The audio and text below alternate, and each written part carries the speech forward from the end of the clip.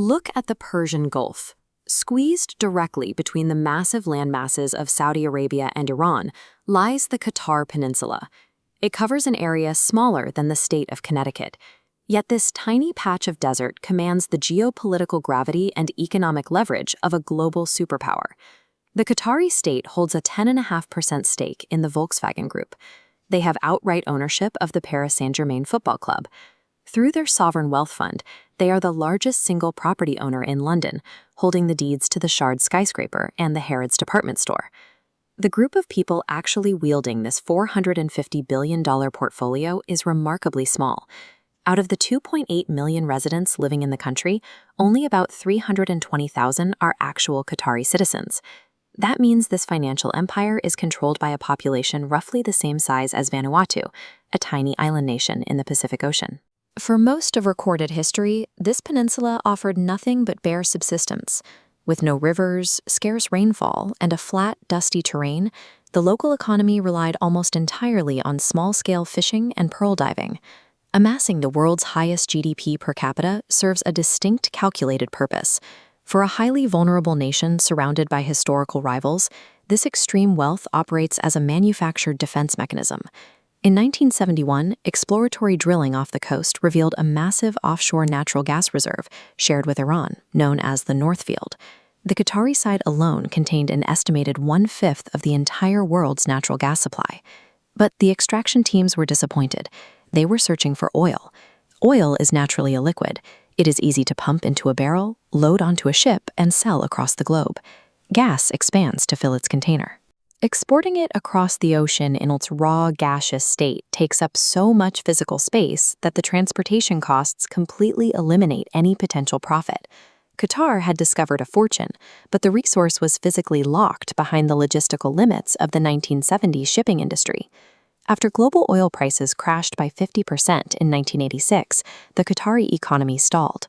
In 1995, Sheikh Hamad bin Khalifa Al Thani deposed his father in a bloodless coup and placed a multi-billion-dollar bet on liquefied natural gas, or LNG. The solution relied on extreme refrigeration.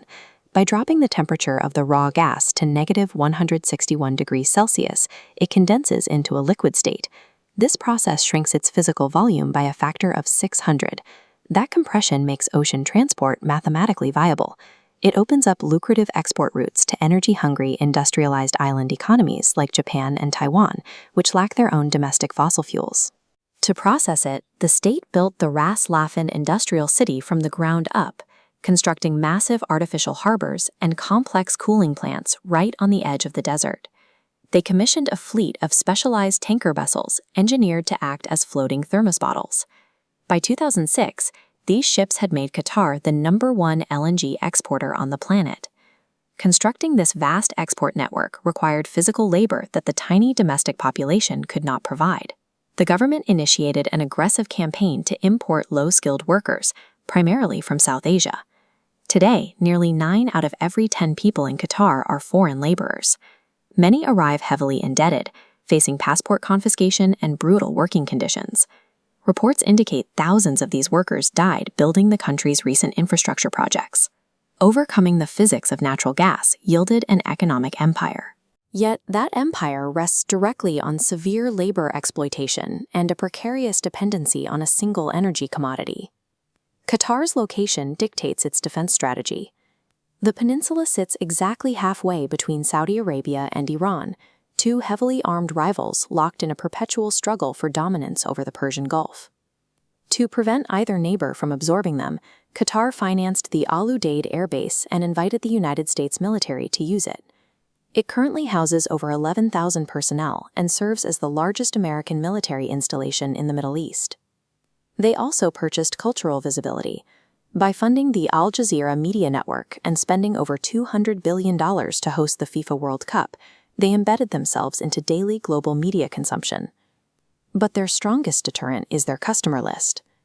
Qatar supplies roughly 27% of South Korea's total natural gas, alongside massive shipments to Japan, India, and Taiwan. If Qatari exports stop, major global supply chains grind to a halt. Instead of relying on a massive standing army, Qatar structured its exports so that the world's major powers have a vested financial interest in keeping the peninsula safe. That geopolitical shield was fully tested in 2017. Saudi Arabia and several regional allies abruptly severed diplomatic ties, shutting down Qatar's only land border and closing their airspace to Qatari planes. Rather than capitulate to the regional blockade, Qatar simply spent its way around it. State-owned airlines and shipping fleets absorbed the massive fuel costs of rerouting flights and cargo ships over friendly territory. The state's deep financial reserves allowed them to easily absorb the economic damage and outlast the embargo for over 3.5 years until the blockade was quietly lifted. Now, their leverage is expanding westward.